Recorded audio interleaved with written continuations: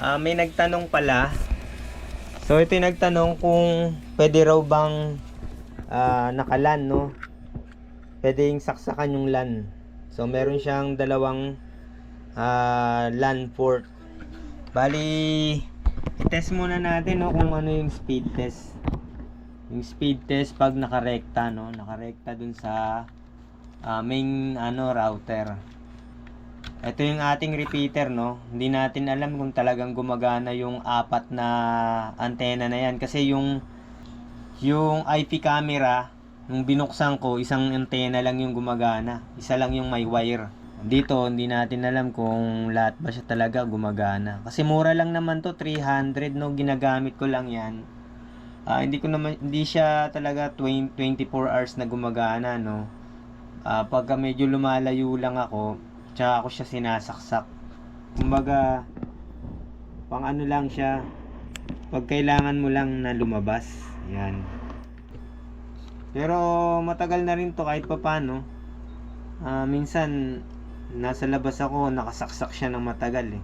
Nung nawala ng internet yung kapatid ko, kapitbahay ko lang, ito yung sinaksak ko mga isang araw din, no? Isang araw din na walang patayan. Pass.com na lang, no? Yan. Pass.com, nakarekta. Ang reading niya 310 Mbps. Nakarekta siya, no? Nakarekta dun sa yan, no? Ayun yung wire. Papunta doon. Pasensya na, hindi pa talaga kasi maayos to eh. Nakarekta dito sa modem router. Ngayon, tatanggalin natin sa modem router. Isasaksak natin sa repeater. Kung gagana siya, no? Yan. So pagka ni-reading ko yan, hindi na siya connected, no? Nakita nyo dito. Ni-reading ko yan, wala na, zero kasi wala nang internet eh. Saka wala na yung icon dito ng network. So isaksak natin tong repeater. Saksak natin tong repeater. Ayan. Naka-set up na to, no?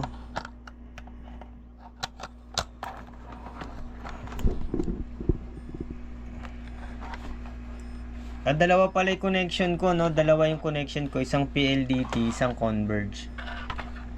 Sa Converge ata nakakonekta to. Pero yung Converge ko, ang ano ko dyan, plan ko dyan, 100 Mbps. So, ang alam ko, 100 Mbps lang tong PLDT ko. Kaya lang, nagre-read siya ng ganong kataas eh. Tsaka mas maganda pa rin talaga pag nakalan. Ayan. Yan, umilaw siya, tatlong ilaw. Ibig sabihin, yung repeater ko naka-connect. Naka-connect siya. Ayan, no? Wala siyang wire, no? Hindi siya naka-AP mode, no? Repeater mode siya. Naka-repeater mode. Then, saksak natin yung LAN cable, no? Itong RJ45. Saksak muna natin dito. Yan, nadagdagan yung ilaw, no? Nadagdagan yung ilaw. Naging apat. Naging apat, no? Nadagdagan, no? Tingnan natin uli, Ayan, nawala yung sa taas. Eto, dapat ganito yung ano niya, no? Yung isa blinking. Yan, ibig sabihin okay yung connection niyan dun sa main router. Ngayon pag kinonekta ko yung LAN, iilaw, no? Mas meron pang isang available. Tingnan natin ngayon dito kung may internet. Yan. So merong internet kaya lang mas mababa na yung reading, no? Yan, 28 Mbps. No, tingnan natin kung makaka-YouTube pa yan. Nakaka-YouTube pa rin naman, no? Nakaka-YouTube pa rin, no? No. Nakaka-YouTube pa rin. Ayan, so try natin yung kabila, no, kung gumagana rin tong kabilang kabilang LAN.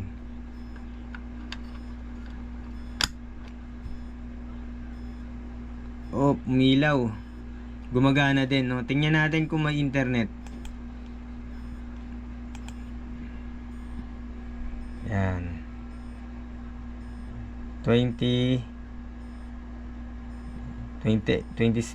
pa rin, no? 28 pa rin. Ayun, no? Connected siya, oh. Yan. Gumagana pa rin siya. Yan. So, yun, no? Pwede palang gamitin din yung LAN, no? Habang naka-repeater mode, pwede ka mag-connect ng dalawang computer. Pero syempre, mas bumaba na yung reading niya, no? Mas bumaba na. Pero nakaka-YouTube pa rin siya, no? Try tayo ng isa. Baka makaka-copyright tayo. Yung channel ko na lang. No. Ayan, no? Ayan, gumagana. Ang ink yung yung damper. Yan, gumagana naman siya. So yun lang, oh. Yung sa nagtanong, no, gumagana yung LAN cable, no? LAN port gumagana, no? Gumagana yung LAN port. So pwedeng yan, kahit saan diyan pwede mong isaksak, no? Kahit saan dito sa LAN port. Yan. So yun lang po mga ka-printing, no? Maraming salamat, hanggang sa muli.